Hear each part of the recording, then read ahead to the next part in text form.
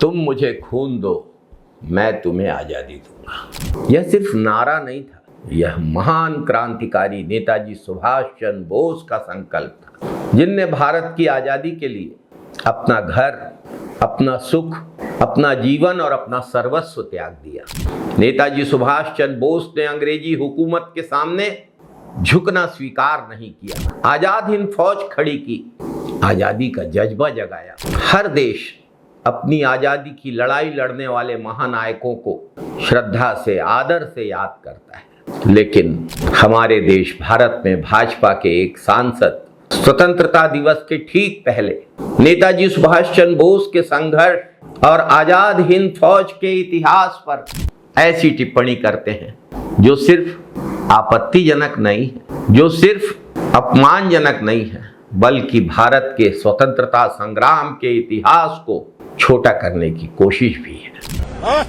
ये आजाद हिंद फौज नेताদের বাপের তাগদ আছে না ঘর, নেতাদের বাপের তাগদ আছে না ঘর, নেতাদের বাপের তাগদ আছে না ঘর কেস করে ফৌজ বানায় সব ভারত ব্রিটিশের সৈন্যটা, ব্রিটিশের সৈন্য বলছো শোনো, ব্রিটিশের সৈন্যকে জার্মান নিয়ে গেছে বন্দি বানায়, আর সেই জার্মানে নেতাজিকে দিছে, আর নেতাজি সেটাকে অপব্যবহার করেছে, আর নেতাজি সেটাকে অপব্যবহার করেছে, আর নেতাজি সেটাকে অপব্যবহার করেছে।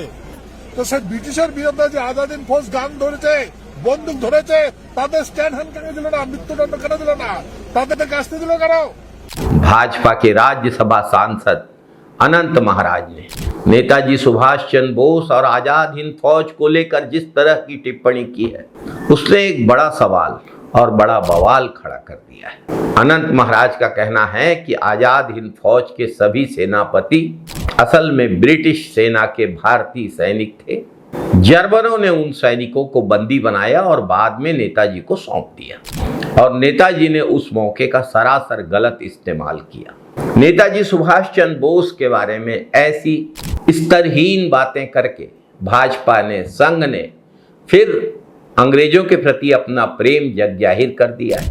उस समय भी आजाद हिंद फौज के खिलाफ लड़ने के लिए अंग्रेजी फौज में सिपाहियों की भर्ती में इन सांप्रदायिक ताकतों ने जो भूमिका निभाई थी, उसे देश अभी भूला नहीं है।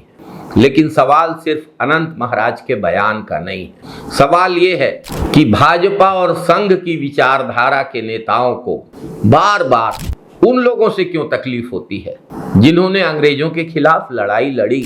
नेताजी सुभाष चंद्र बोस, जिन्होंने अपना घर द्वार छोड़ा, सुख शांति का जीवन छोड़ा, आराम छोड़ा, अपना भविष्य छोड़ा, भारत माता की आजादी के लिए अपना सर्वस्व न्यौछावर कर दिया, जिन्होंने दुनिया के अलग अलग हिस्सों में जाके भारत की स्वतंत्रता के लिए समर्थन जुटाया, आजाद हिंद फौज को संगठित किया, हजारों भारतीयों में यह विश्वास पैदा किया कि अंग्रेज अजेय नहीं है। नेताजी अंग्रेजों के खिलाफ खड़े थे।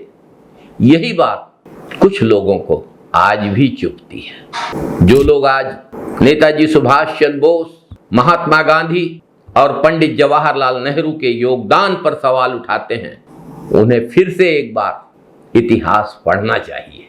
अंग्रेजों के खिलाफ लड़ने वाले क्रांतिकारियों ने जब अपना सब कुछ दांव पर लगा दिया था, तब भाजपा के विचारधारा के पुरखे किसके साथ खड़े थे? शहीद आजम सरदार भगत सिंह के समर्थन में अंग्रेजी राज में सभाएं लेने, उनका मुकदमा लड़ने और उनका साथ देने का साहस पंडित जवाहरलाल नेहरू, नेताजी सुभाष चंद्र बोस और आसिफ अली ने दिखाया था। जब नेताजी सुभाष चंद्र बोस आजाद हिंद फौज का गठन कर रहे थे देश की आजादी के लिए, तब कुछ लोग देश के नौजवानों को बरगला कर अंग्रेजों की सेना में भर्ती कराने में लगे थे, धर्म के नाम पर, सांप्रदायिकता के नाम पर। साथियों, आजादी की लड़ाई दो संगठनों ने नहीं लड़ी।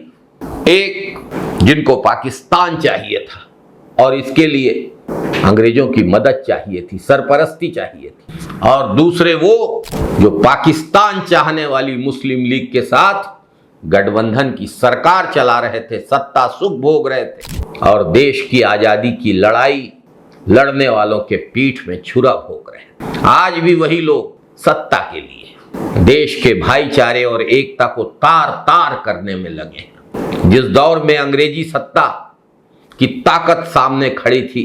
उस दौर में उसके खिलाफ लड़ने का साहस दिखाना आसान नहीं था।